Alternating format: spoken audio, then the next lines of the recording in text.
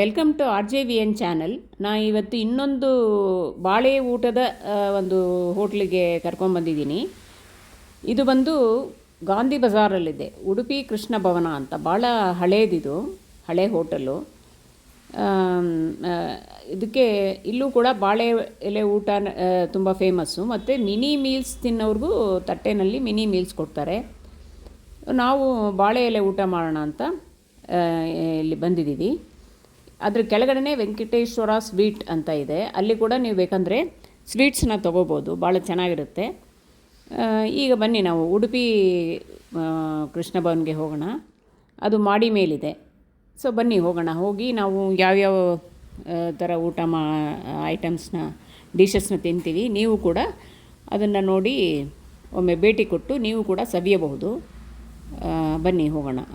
ಇಲ್ಲಿ ನೀವು ನೋಡ್ಬೋದು, ವಯಸ್ಸಾದವರೆಲ್ಲ ಬಂದು ತಿಂತಾರೆ. ಒಂಥರ ನಿಮಗೆ ಹೇಗೆ ಅಂದರೆ ಮನೆಯಲ್ಲಿ ಹೆಂಗೆ ಊಟ ಮಾಡ್ತೀವಿ ಅದೇ ಥರ, ಏನು ಭಯ ಇರಲ್ಲ. ಮನೆಯಲ್ಲಿ ಊಟ ಮಾಡ್ದಂಗೆ ಇರುತ್ತೆ, ಭಾಳ ಹೈಜೀನಿಕ್ ಆಗಿರುತ್ತೆ, ಲೈಟಾಗಿರುತ್ತೆ, ಮತ್ತು ತುಂಬ ನ್ಯೂಟ್ರಿಷಿಯಸ್ ಆಗಿರುತ್ತೆ. ಸೊ ನಾವು ಇಲ್ಲಿ ಬಂದು ಕೂತ್ಕೊಂಡ್ವಿ, ಬಾಳೆ ಎಲೆ ಊಟಕ್ಕೆ ಕೂತ್ಕೊಂಡ್ವಿ. ಏನೇನು ಬಡಿಸ್ತಾರೆ ಅಂತ ಇಲ್ಲೊಂದು ಟೇಸ್ಟ್ ನೋಡೋಣ ಅಂತ ಬಂದ್ವಿ ನಾವು. ಮೊದಲು ನಿಮಗೆ ಅವ್ರು ಏನು ಮಾಡ್ತಾರೆ ಅಂದರೆ, ಫಸ್ಟು ಬಾಳೆ ಎಲೆ ಆ್ಯಸ್ ಯೂಶ್ವಲ್ ಬಾಳೆ ಎಲೆನ ಕೊಡ್ತಾರೆ. ಆಮೇಲೆ ಮೊದಲು ನಿಮಗೆ ಇದು ಒಂದು ಸ್ಟಾರ್ಟರ್ ಥರ ಒಂದು ಗ್ರೇಪ್ಸ್ ಜ್ಯೂಸ್ ಅದು ಕೊಟ್ಟು ನಿಮಗೆ ಸ್ವಾಗತ ಮಾಡ್ತಾರೆ. ಬನ್ನಿ ಏನೇನು ಕೊಡ್ತಾರೆ, ಹೇಗಿರುತ್ತೆ ಟೇಸ್ಟು ಅಂತೆಲ್ಲ ನಿಮಗೆ ನಾನು ಹೇಳ್ತೀನಿ. ಬನ್ನಿ ನಾವು ಊಟನ ಶುರು ಮಾಡೋಣ. ಸೊ ನಾವಿಲ್ಲೊಂದು ಪ್ಲೇಸ್ ತೊಗೊಂಡು ಕೂತ್ಕೊಂಡ್ವಿ ನಾವು. ಈಗ ಮೊದಲು ಅವರು ಗ್ರೇಪ್ ಜ್ಯೂಸನ್ನ ಕೊಡ್ತಾರೆ, ಅದ್ರ ಜೊತೆ ವೆಲ್ಕಮ್ ಡ್ರಿಂಕ್ ಅಂತ. ಅದು ಒಂಥರ ಹುಳಿಯಾಗಿ ಅಷ್ಟೊಂದು ಸ್ವೀಟ್ ಇರಲ್ಲ, ಸ್ವಲ್ಪ ಹಾಕಿರ್ತಾರೆ ಸಕ್ಕರೆ. ಚೆನ್ನಾಗಿರುತ್ತೆ, ಒಂದು ಟ್ರೆಡಿಷನಲ್ ಅವ್ರ ಕಡೆ ಒಂದು ಇದು ಉಡುಪಿ ಅವ್ರದ್ದು. ಆಮೇಲೆ ಈಗ ಮೊದಲು ಉಪ್ಪಿಂದ ಸ್ಟಾರ್ಟ್ ಮಾಡ್ತಾರೆ. ಅದು ನಮ್ಮ ಹಿಂದೂ ಸಂಪ್ರದಾಯದಂತೆ ನಾವು ಹೇಗೆ ಇದು ಮಾಡ್ತೀವಿ ಆ ಥರ. ಅದು ಉಪ್ಪಿನಕಾಯಿ ನೆಕ್ಸ್ಟ್ ಬರೋದು.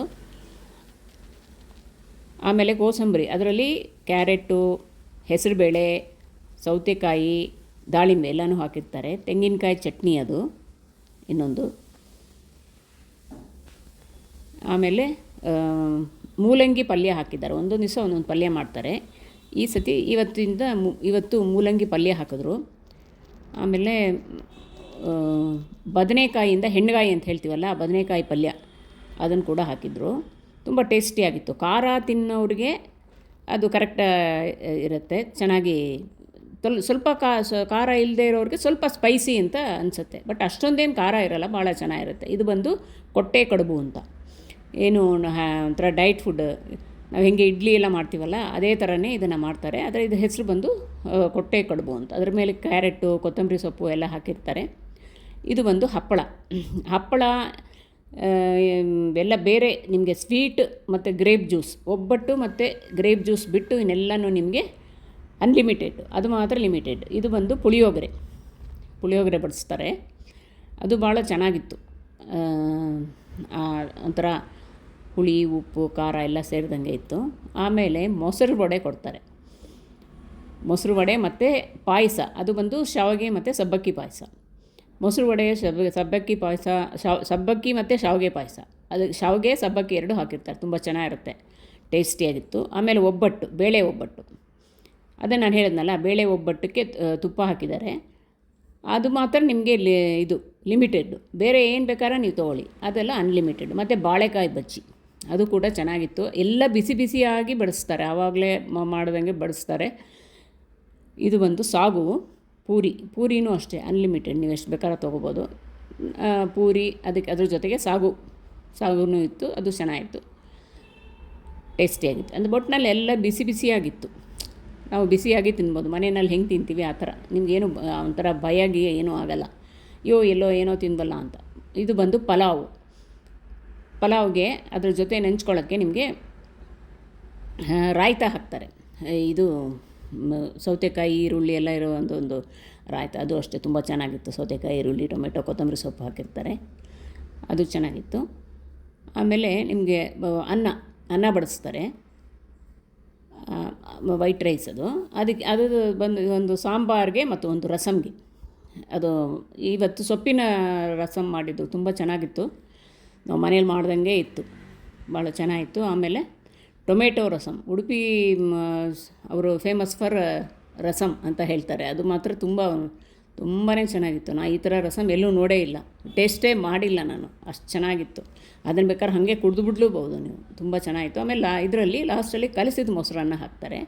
ಅದು ಬಂದು ದಾಳಿಂಬೆ, ಕೊತ್ತಂಬರಿ ಸೊಪ್ಪು ಎಲ್ಲ ಹಾಕಿ, ಆಮೇಲೆ ಬಾಳೆಹಣ್ಣು, ಊಟ ಎಲ್ಲ ಆದಮೇಲೆ ಬಾಳೆಹಣ್ಣು ಮತ್ತು ಪಾನ್ ನಮ್ಮ ಹಿಂದೂ ಸಂಪ್ರದಾಯದಂತೆ ಕೊಡ್ತಾರೆ ಲಾಸ್ಟಲ್ಲಿ.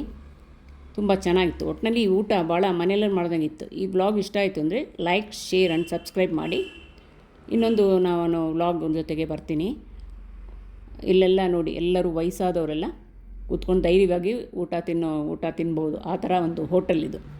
ನೀವು ಎಲ್ಲರೂ ಈ ಹೋಟೆಲ್ಗೆ ಭೇಟಿ ಕೊಟ್ಟು ಊಟನ ಧೈರ್ಯವಾಗಿ ಸವಿದು ಸಂತೋಷ ಪಡ್ಬೋದು.